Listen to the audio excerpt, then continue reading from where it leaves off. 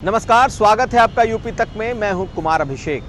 पिछले सभी 24 घंटे के अहम खबरों को समेटे हम हाजिर हैं अपना न्यूज शो आज का यूपी लेकर। योगी सरकार ने आज दावा किया कि पिछले 4 सालों में सबसे ज्यादा नौकरियां देने का रिकॉर्ड योगी सरकार के नाम है, क्योंकि 4 लाख लोगों को सरकारी नौकरियों का नियुक्ति पत्र दिया जाने वाला है और यह संख्या 4 लाख के करीब पहुंच चुकी है। ऐसा दावा योगी सरकार ने किया। बकायदा इसके लिए आंकड़े भी जारी किए गए।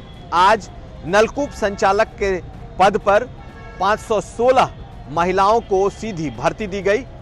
अब नलकूप संचालिका के तौर पर ये महिलाएं अब शहरों में नलकूप चलाएंगी। लेकिन जो आंकड़े सरकार ने जारी किए वो भी आप सुन लीजिए। सरकार के मुताबिक पुलिस में 1,37,000 से ज्यादा नियुक्तियां की गई। बेसिक शिक्षा विभाग में 85,000 से ज्यादा नियुक्तियां हुई हैं। राष्ट्रीय स्वास्थ्य मिशन में 28,000 से ज्यादा नियुक्तियां हुई हैं। यूपीपीएससी के तहत 26,000 से ज्यादा नियुक्तियां हुई हैं। अधीनस्थ सेवा में 16,000, माध्यमिक शिक्षा में 14,000, स्वास्थ्य एवं परिवार कल्याण में 8,000, यूपी पावर कॉरपोरेशन में 6,000 से ज्यादा और दूसरे अन्य नौकरियों में 8,000 से ज्यादा नियुक्तियां हो चुकी हैं। ये सरकार का दावा है और सरकार का कहना है कि 4 सालों में सबसे ज्यादा अगर किसी ने नौकरी दी तो वो योगी सरकार ने दी है। और बकायदा अपने इस दावे के साथ सरकार ने आंकड़े भी सामने रखे। चलते हैं अगली खबर की तरफ। किसानों के मुद्दे पर अखिलेश यादव अब खासे हमलावर हो चुके हैं। 2 दिन पहले से वो लगातार सक्रिय हैं और अब सड़कों पर उतर रहे हैं। 2 दिन पहले लोगों ने लखनऊ में उनका आंदोलन देखा और आज वो कानपुर में थे। कानपुर में कुछ दिन पहले संजीत यादव नाम के एक शख्स की हत्या हुई थी। आज उस परिवार से उन्होंने मुलाकात की। इसके अलावा कार्यकर्ताओं की बैठक ली। आज पत्रकारों से बोलते हुए अखिलेश यादव ने कहा कि उनके परिवार के पास इस वक्त 400 बीघे की खेती है, 400 बीघा जमीन है, लेकिन वो कौन सा एमएसपी है जिसके जरिए आय दोगुनी हो सकती है, उनके परिवार को नहीं पता चला। अखिलेश यादव ने ये बातें आज पत्रकारों के सामने कानपुर में कही और किसानों के मुद्दे पर सीधे सीधे केंद्र सरकार को आड़े हाथों लिया।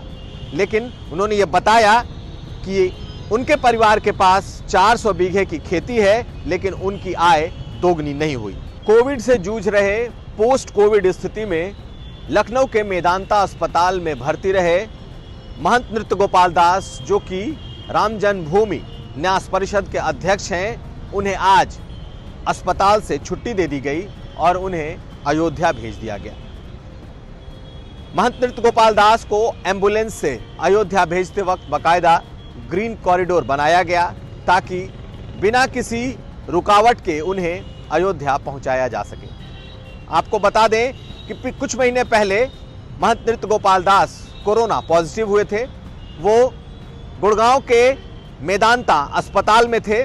बाद में वो नेगेटिव हुए, लेकिन पोस्ट कोविड हालत के चलते उनकी स्थिति गंभीर हो गई थी। सांस लेने में बड़ी दिक्कत थी और पिछले कुछ हफ्तों से वो लखनऊ के मेदांता अस्पताल में इलाजरत थे। अब वो स्वस्थ हुए हैं और उन्हें अयोध्या भेजा गया है। चलते हैं अगली खबर की तरफ। बाहुबलियों के खिलाफ योगी सरकार का बुलडोजर अभियान जारी है। आज प्रयागराज में अतीक अहमद के शार्प शूटर और दाहिना हाथ कहे जाने वाले ग्राम प्रधान मुबारक खान के 2 बिल्डिंगों को जमींदोज कर दिया गया। पीडीए ने यानी कि प्रयागराज डेवलपमेंट अथॉरिटी ने आज प्रयागराज में मुबारक खान के 2 बड़ी बिल्डिंग को जेसीबी लगाकर धराशायी कर दिया, उसे जमींदोज कर दिया। 400 वर्ग मीटर के ये 2 बड़े बिल्डिंग थे और कहा यह जा रहा था कि एक बिल्डिंग कब्रिस्तान की जमीन पर, जबकि दूसरी बिल्डिंग किसी दूसरे की अवैध जमीन पर बनाई गई थी।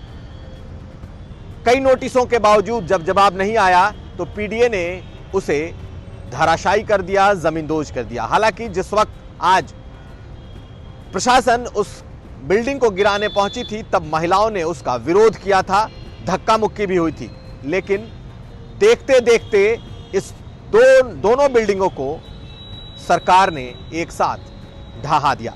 अब तक उत्तर प्रदेश में दबंग, बाहुबली ऐसे लोगों के जितने भी गैर कानूनी और अवैध बिल्डिंग हैं उन पर सरकार की नजर टेढ़ी हो रखी है और लगातार ऐसी कार्रवाइयां हो रही हैं। और आज भी पलक झपकते ये 4 मंजिला बिल्डिंग धराशायी हो गई। चलते हैं अगली खबर की तरफ। शादी समारोह में होने वाले हर्ष फायरिंग का मामला थमता नजर नहीं आ रहा और लगातार उत्तर प्रदेश में ऐसे हर्ष फायरिंग से मौतें हो रही हैं।